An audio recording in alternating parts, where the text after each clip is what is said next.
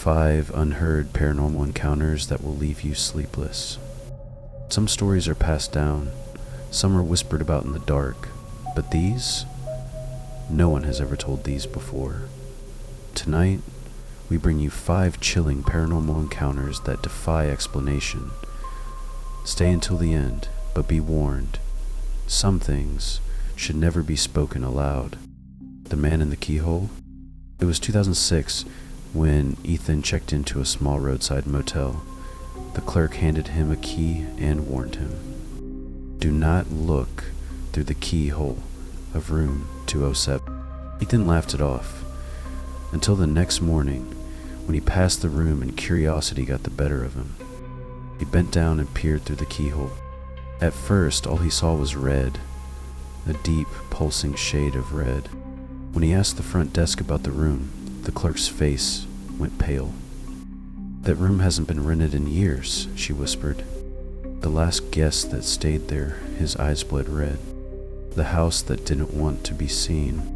In 1997, Olivia and her friends stumbled upon an abandoned house deep in the woods. No roads led to it, no one knew it existed.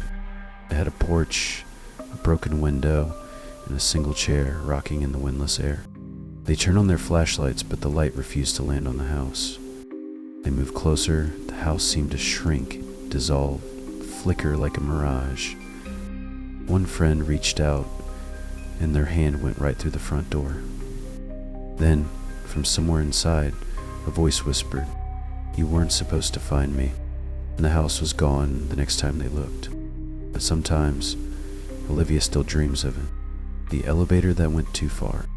In 2014, Jason worked the night shift in a high-rise office building. He was the only one left when he stepped into the elevator at exactly 3 a.m. He pressed the button for the lobby, but the elevator went down and kept going. The numbers on the panel blinked past the lobby, B1, B2, B3, B3.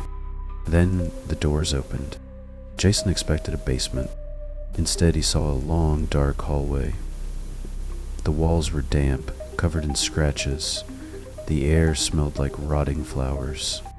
Then he heard it. Slow, wet, breathing. The doors closed before he saw what was waiting in the dark. But the next morning, when security reviewed the footage, the elevator never moved.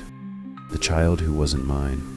Sarah was a single mother raising her 5-year-old son, Jamie. One night, she woke up to the sound of Jamie giggling in the dark. She turned on the lamp. Jamie was sitting on the floor talking to someone who wasn't there. "Who are you talking to?" she asked, heart pounding. Jamie smiled.